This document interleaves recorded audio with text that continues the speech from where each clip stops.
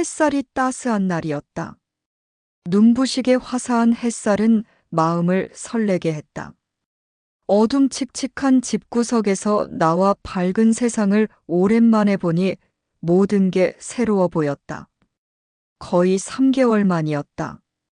집에만 처박혀 있었다. 처음 땅바닥을 내딛는 순간 현기증이 일었다. 뇌에 전기회로가 합선되는 듯이 머릿속이 쨍쨍거렸다. 어찔어찔했다. 다리가 공중에 붕 뜨는 기분이었다. 걷는데 걸음이 흔들렸다. 중심을 잡지 못해 휘청거리기도 했다. 프리랜서로 3개월 동안 한 작업을 끝마쳤다. 속이 후련했다. 아내는 이 화창한 봄날에 1박 2일 출장을 떠났다. 그런데 요즘 같이 온라인으로 처리하는 시대에 현지 출장이라는 게 필요할까? 화상회의도 있고. 어쨌든 준혁은 아내의 수고에 리스펙했다. 그때 준혁은 아무것도 모르고 있었다. 자신에게 무슨 일이 닥칠 것인지, 아니 그동안 무슨 일들이 일어나고 있었는지 상상조차 못했다. 살랑살랑 봄바람 좀 쐬고 들어오는 길. 한강변을 돌아서 터널을 빠져나와 횡단보도를 건너려는 순간 갑자기 출장 간 아내가 눈에 확 들어왔다. 아내는 머리칼이 희끗희끗한 어떤 남자의 팔짱을 끼고 걷고 있었는데 그 모습이 행복해 보였다. 가끔씩 아내는 남자 어깨에 고개를 기대고 걷기도 했다. 남자의 팔이 아내의 허리춤을 감싸 안고 있었다. 부부라도 저렇게 대낮에 걸어다니는 게 쉽지 않은 일이다. 사랑의 콩깍지가 씌이지 않고서는 있을 수 없는 행동이었다.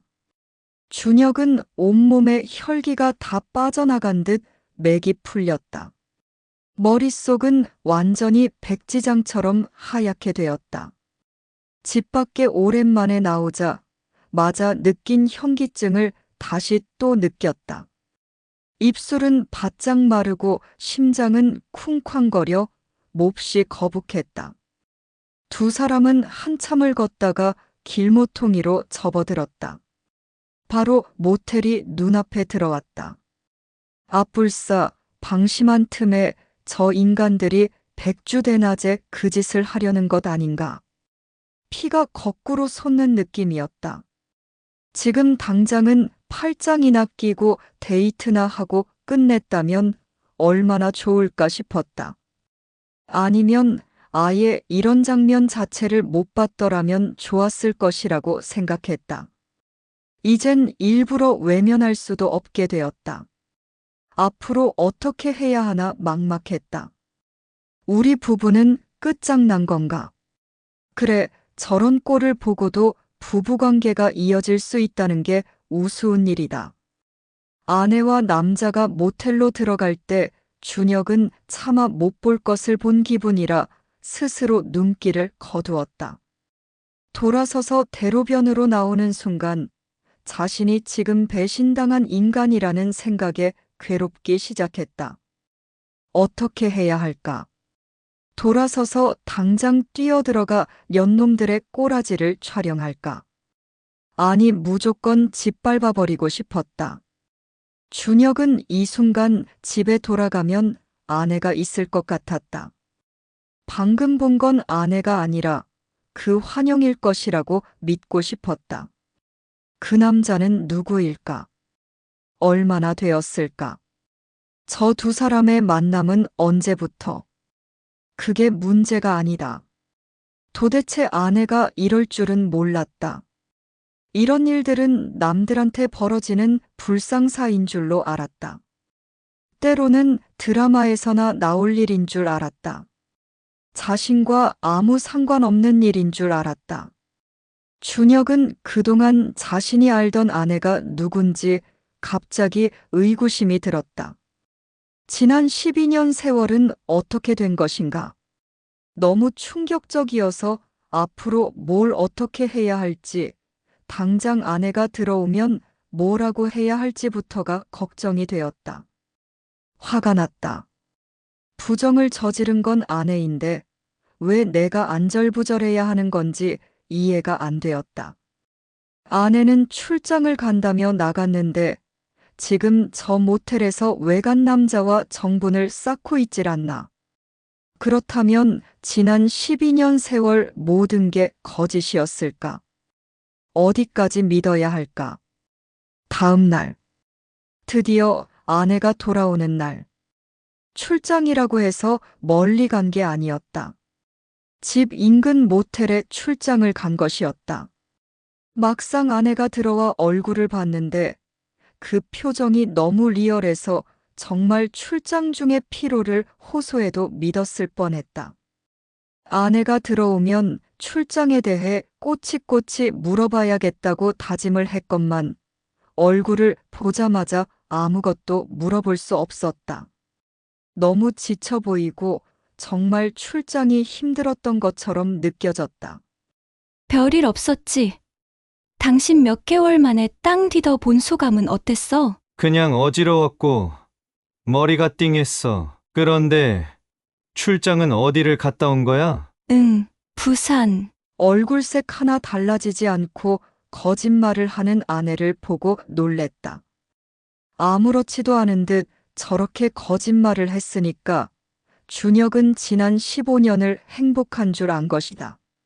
출장 가면 하루 종일 바쁜가? 대부분 바쁘지. 밖에 나가 바람 쐴 시간도 없이. 어제는 정말 바빴어. 아내의 뻔뻔한 거짓말을 듣고 지금부터 모든 아내의 말들을 믿지 않기로 했다.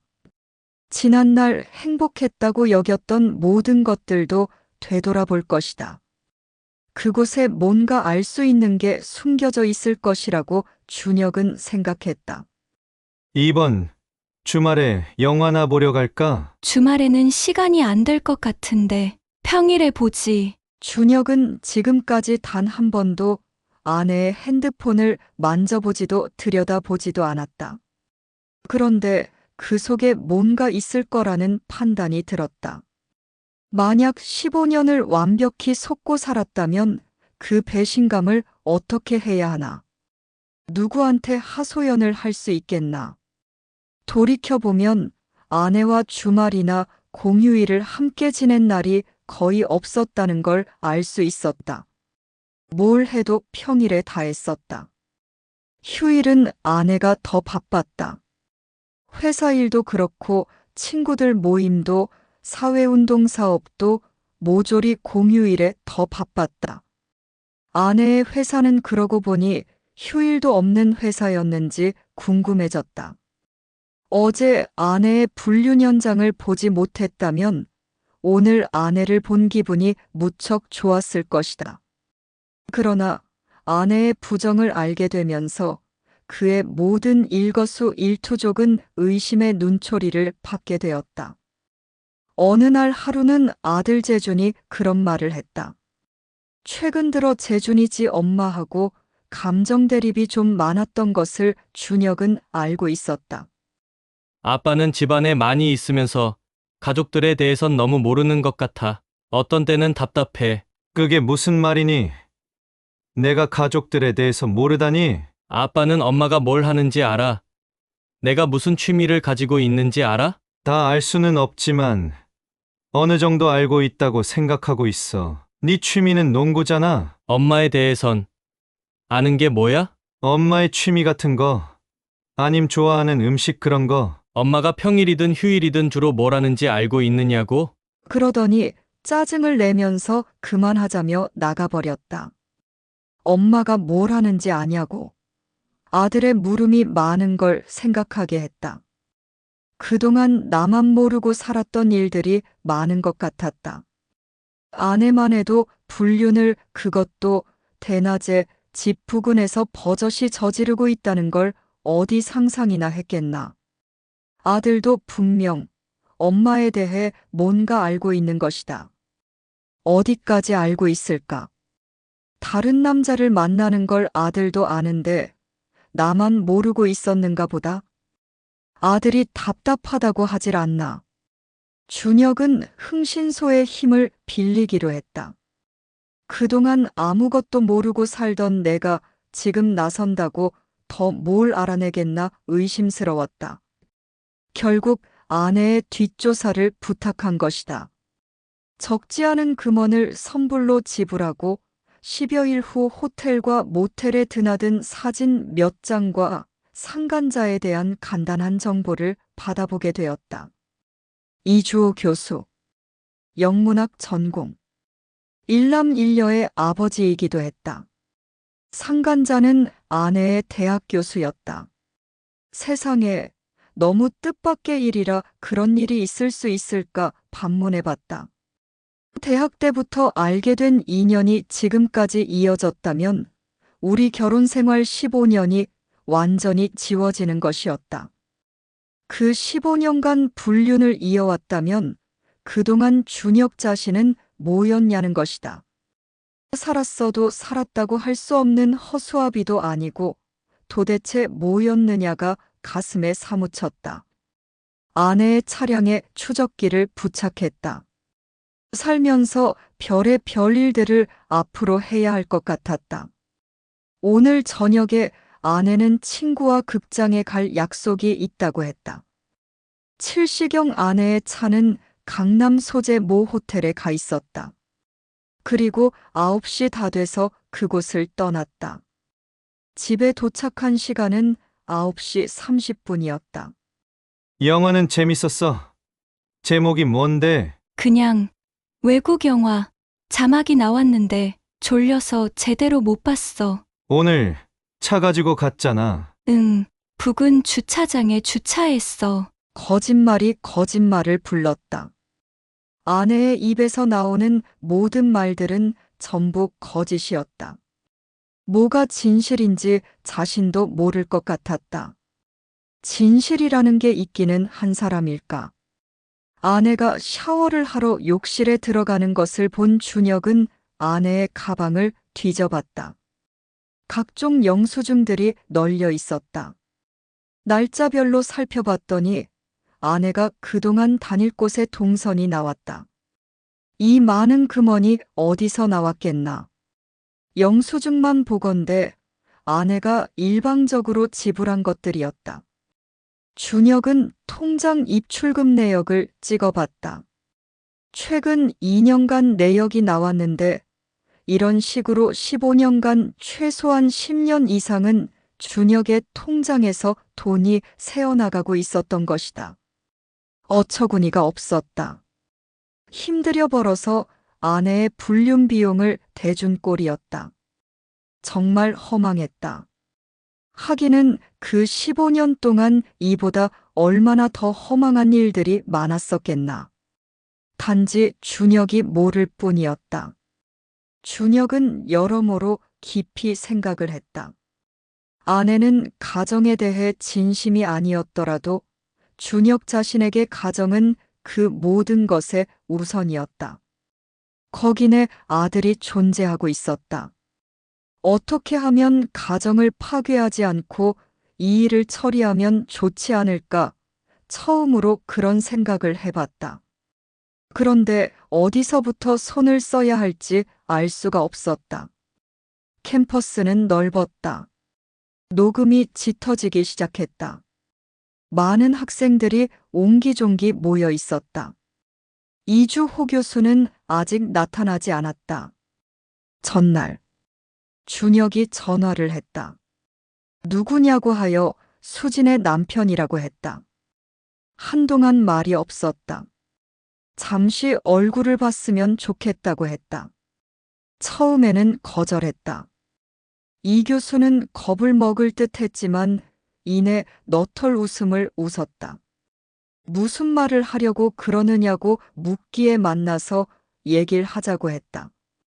그러면 내일 인문대 교정에서 보자고 했다. 한참 시간이 지나고 일어서려는데 흰머리칼이 수북한 이주호 교수가 나타났다. 두 사람은 악수 없이 벤치에 앉았다. 그래, 무슨 말을 하고 싶은 거요? 이 교수는 냉랭하게 물었다. 자신은 그렇게 만만한 사람이 아니라는 걸 말하려는 걸까? 준혁을 내리깔고 쳐다봤다. 당신이 이렇게 당당할 수 없어야 그나마 인간성이 있다고 할 거 아닌가요?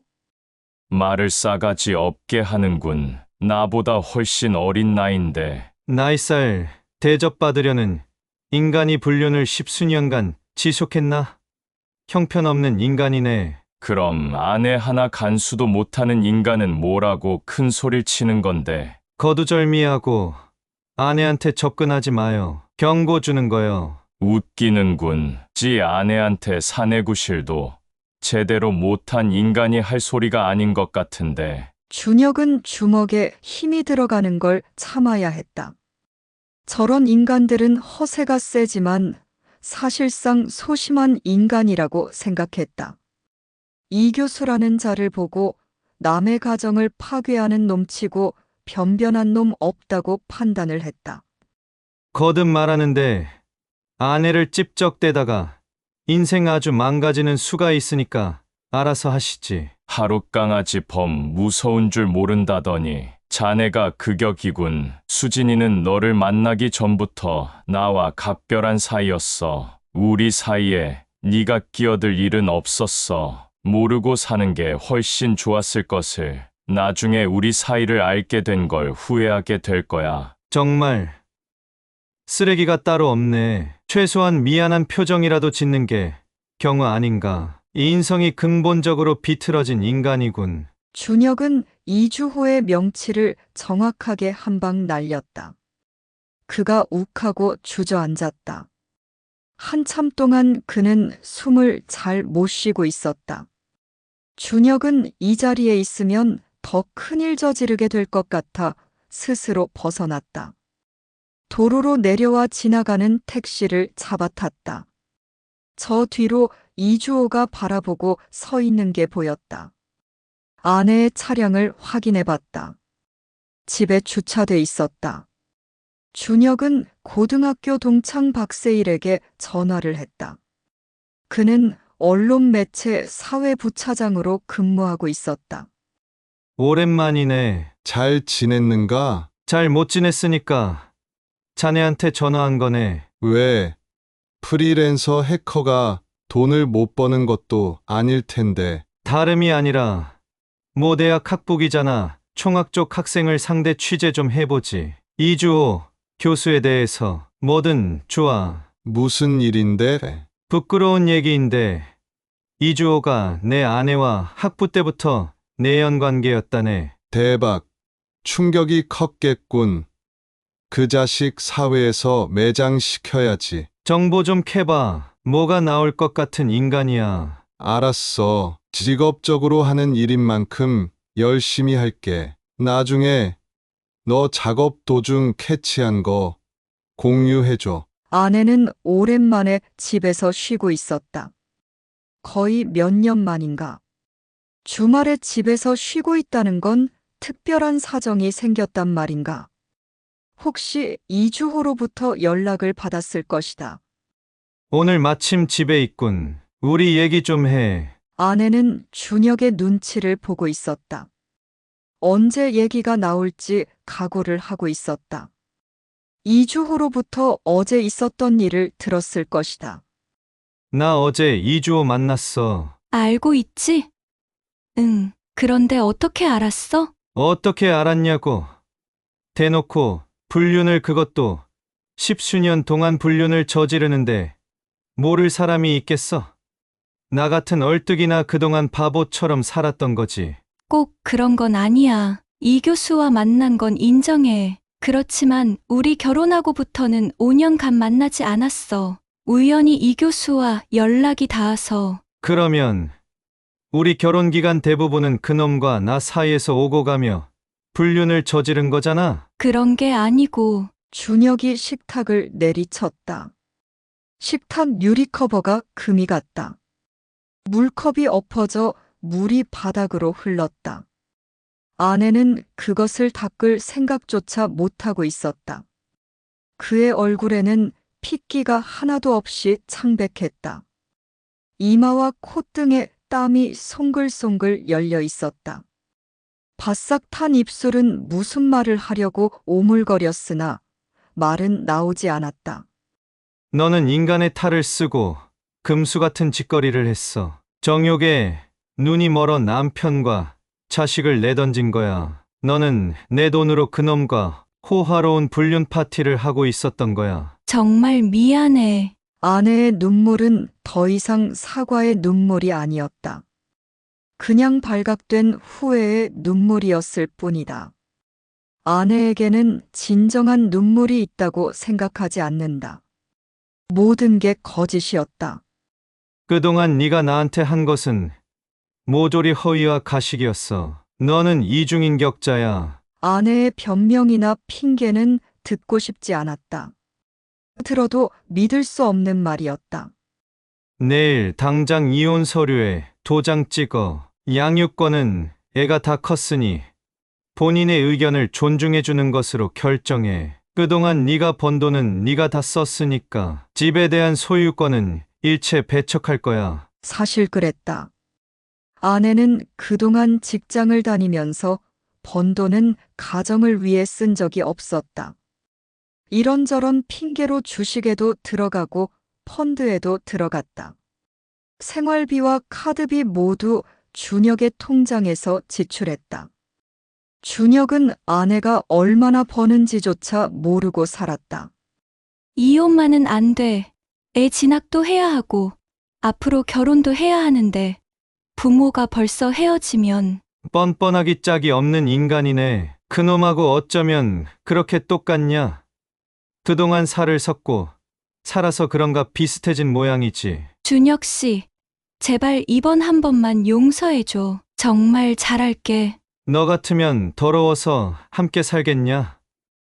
그놈과 놀아나고 그날 밤 다시 나하고도 살을 맞댄 너는 금수만도 못한 인간이야. 그 사람하고는 다 끝난 사이야. 나한테는 당신밖에 없어. 하늘에 맹세해. 그동안 살아오면서 나에게 진실이었던 게 있었니? 나도 모르게 얼마나 많은 거짓말을 했을까 생각하면 이 꼬라지도 보기 역겨워.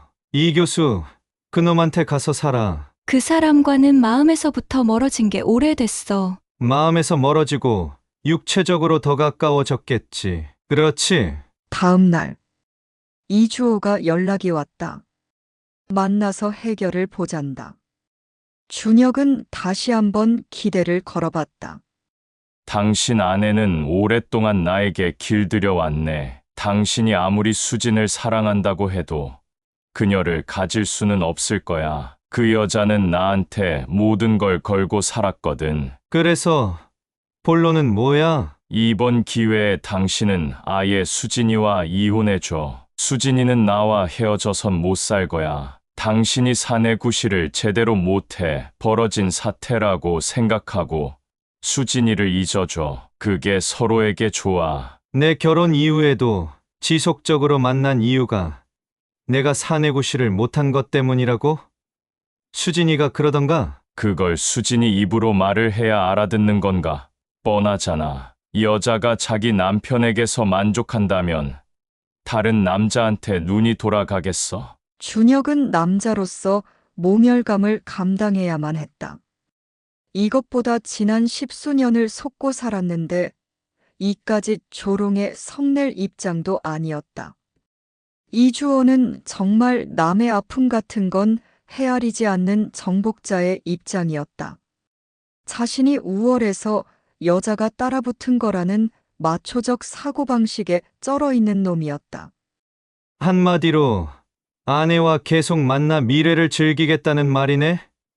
나 같은 건 안중에도 없으니 대놓고 불륜을 저지르겠단 말이지? 당신 같은 보잘데기 없는 인간한테 수진이라니. 그게 말이 되냐? 학부 때 수진은 학교 메이퀸이었어. 그 아름다운 여인이 나한테 빠진 거야. 네 같은 인생들이 그때 그 기쁨을 느낄 수 있겠어. 죽었다.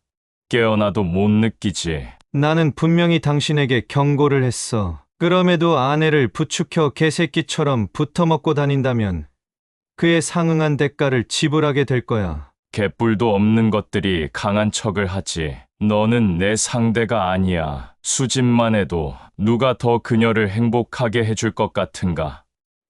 당신이 돈이 많어. 사회적 지위가 높아. 직업이 안정적인가? 거기에 나처럼 여자를 확 휘어잡을 에너지를 가지고 있기는 하나? 도대체 뭘 가지고 큰 소리를 치는 거야? 두고 보자. 놈은 자긍심이 대단했다. 자신의 직업과 사회적 명성에 대한 자부심이 엄청났다. 그런 부류들은 자신이 가장 아끼는 것부터 잃어봐야 아픔을 뼈저리게 느낀다. 남에게 상처를 주고도 자신은 버젓이 아무 일도 없었던 것처럼 세상을 살아간다. 그게 자신에게 주어진 특혜처럼 생각하면서 말이다. 더는 말해봤자 한 말 또 하게 될 뿐이었다. 준혁은 자리를 걷어차고 떠났다. 아내에게 마지막으로 물어봤다. 결혼한 이후로 이주호와 육체 관계를 계속 가지게 된 이유가 뭐였어? 당신에게서 느껴보지 못한 느낌이 있었어. 그리고 안정적인 느낌도 들었어. 무엇보다 그의 지속적인 접근을 내가 피하질 못했어. 지금도 이주호를 사랑하나? 사랑하지 않아. 그냥 한번 이어져 온 육체 관계가 형식적으로 지속해온 것뿐이야. 사랑하지도 않으면서 자기 남편을 오랜 시간 속이면서 관계를 해왔다는 건 남편과의 잠자리에 문제가 있다는 걸 말하는 거일 수도 있겠지. 전혀 없다고는 할 수 없겠지만 그 차이는 별거 아니라고 생각해. 한마디로 너는 육체적인 쾌락에 빠진 것뿐이야. 미안해. 내가 이성적으로 헤어나질 못했어. 아내의 모든 변명은 정말 이해도 안 되고 궁색하기 짝이 없는 것들 뿐이었다. 이주호의 학술 세미나. 대강당의 많은 청중들로 붐볐다. 인기 교수의 저서를 별도 코너에서 판매하고 있었다. 이주호는 많은 학부생 그리고 제자들을 데리고 나타났다. 세미나 참석자들은 인문학에서 이름께나 알려진 인물들이 다수 참여했다. 명망 있는 교수의 여유는 멋져 보였다. 청중을 둘러보며 흡족해했다. 대중 철학의 한계와 발전에 관한 토론에 앞서 이주호의 간단한 인사말이 소개되었다. 그와 함께 슬라이드로 그의 업적과 학문적 공로에 대한 평가 등이 간략히 소개되었다. 그때 슬라이드가 꺼지자 강당 맨 위층 끝에서 빔 프로젝터가 화면을 채웠다. 거기에는 이주호가 속옷 차림으로 편하게 휴식을 취하고 있었다. 잠시 후 한 여인이 팬티 하나만 입고 긴 머리칼을 한쪽으로 쓸어 넘기며 이주호 옆으로 다가왔다. 화면이 크로즈업되었다. 수진이었다. 수진이 이주호에게 다가가자 이주호가 수진의 허리를 감싸 안으며 두 사람은 포옹하게 되었다. 그때 이주호가 소리쳤다. 이게 무슨 짓이냐? 빨리 끄지 못해. 이건 명백한 명예훼손 행위야. 각오해야 돼. 세미나 맨 앞줄에 와 있던 수지는 얼굴이 창백해 핏기가 하나도 없었다. 행사 주최 측 직원들이 2층으로 뛰어올라 빔 프로젝터를 낚아채려고 몸싸움이 벌어졌다. 그때 준혁의 친구 박세일 기자와 함께 온 형사가 신분증을 제시했다. 이거는 단순히 남의 명예에 국한 문제가 아닙니다. 학교와 학술계의 근원적인 문제점을 알리기 위한 조치입니다. 민형사상 모든 책임은 여기 준혁 씨가 질 겁니다. 사람들이 웅성거리면서 영상을 계속 돌려보라고 성화를 부리기 시작했다. 행사 측 직원들은 물러났다. 화면은 바뀌더니 이주호의 교수실에서 그의 목소리가 흘러나왔다. 이번 학술 세미나는 형식적으로 치르고 학위 논문으로 대처할 거야. 이미 학교 논문 심사를 거쳤어. 우선 원생들 한 명당 1,000만 원씩을 내라고 해. 논문을 카피할 필요도 없이 심사를 통과하게 해줄 테니까. 사람들의 불만과 탄성이 흘러나왔다. 조교 하나가 들어와 난감한 소리를 했다. 이 일이 알려지면 학교 명예 자체가 끝장납니다. 교수님이 너무 무리하시는 것 같아요. 그랬때 영상이 바뀌면서 수진이 다시 나왔다. 그녀의 밝은 웃음이 화면에 가득 찼다. 교수님, 이번 논문건 잘 되면 여행 가요. 어디로 갈까요? 발리에 다녀올까? 작년에 우리가 가기로 했다가 못 갔잖아. 이번에 반드시 가보자고. 다시 화면이 바뀌더니 거기엔 준혁이 나왔다. 여러분, 저는 여기 화면에 나오는 수진의 남편입니다. 그때 이주호가 얼굴 감싸더니 그만해. 이런 협박에 겁먹을 줄 알아? 이주호, 교사와 학부 시절부터 내연 관계에 있었던 여자입니다. 결혼한 지 우리 15년 되었는데 그 그간 수진은 이주호와 불륜으로 지내오며 양다리로 살아온 인간입니다. 이 둘은 사제지간으로 해선 안 되는 일을 저질러 한 가정을 파괴했습니다. 이제 이주호의 가정이 파괴되어야 할 겁니다. 여기 보시면 동영상과 메시지 내용 등을 이수호의 아내에게 공유했습니다. 어떤 조치가 따르겠지요. 우리 학술계의 순수성을 훼손하는 이런 파렴치한 사건은 다시는 발생하지 않아야 합니다. 이와 관련하여 여러 법적 조치와 대응은 전적으로 저희가 감내할 것입니다. 뒤에서는 이주호와 수진에 대한 성토와 막말이 난무하기 시작했다. 세미나는 시작도 못하고 끝났고 사태는 예상외로 일파만파 퍼져나갔다. 미리 대기하고 있던 형사는 이주호의 대규모 실습비 횡령 혐의로 현행범을 체포하기에 이르렀다. 수갑을 찬 이주호의 모습이 언론 매체 등에 실려 조회수가 폭발적으로 증가했다. 수진은 세미나장을 빠져나가 집으로 도착했지만 이미 자신의 옷가지와 신발 등이 별도 박스 처리돼 현관에 쌓여 있었다. 아니, 당신, 야박하게 이렇게 할 수 있어? 15년간 가족들을 속이고 불륜을 저지른 두 사람은 할 소리는 절대 아니지. 당신이 그동안 내 통장에서 그놈하고 놀아나는데 인출한 것 다 파악 끝났어. 그에 대한 소송도 곧 있게 될 거야. 지난날 15년은 이렇게 사그러져 가는 건가? 당신은 그동안 살면서 나한테 부끄러운 짓 한 번도 없이 살아왔다고 장담해. 이제 와서 쓸데없는 만용 부리지 말고 네 앞가림이나 제대로 해. 너 뼈저린 후회를 당해봐야 할 거야. 이 인생은 너무 쉽게 살아왔어. 철들자 망령 난다고 후회는 늦게 오는 법이지. 준혁은 아파트를 정리하고 이주호를 상대로 위자료 청구 소송을 했다. 이주호는 또 자기 부인으로부터 이혼 소송도 당했다. 학교에서는 파면 조치했다. 이주호의 학술적 업적은 논문 표절 시비로 번졌고 그의 명예는 실추되었다. 학계에서 자신의 말을 거의 절대적으로 착각해온 이주호로서는 늙음하게 크나큰 인생의 시련을 된통받게 된 것이다. 그는 부인과 이혼 후 수진과 지속적으로 만남을 가졌다. 그러나 교수로서 권위가 바닥에 엎어져 어디 마땅히 교수 자리를 받기가 힘들었다. 아니, 완전히 배척당하고 있었다. 수진의 회사에도 준혁이 영상을 올려 수진은 개망신을 당했다.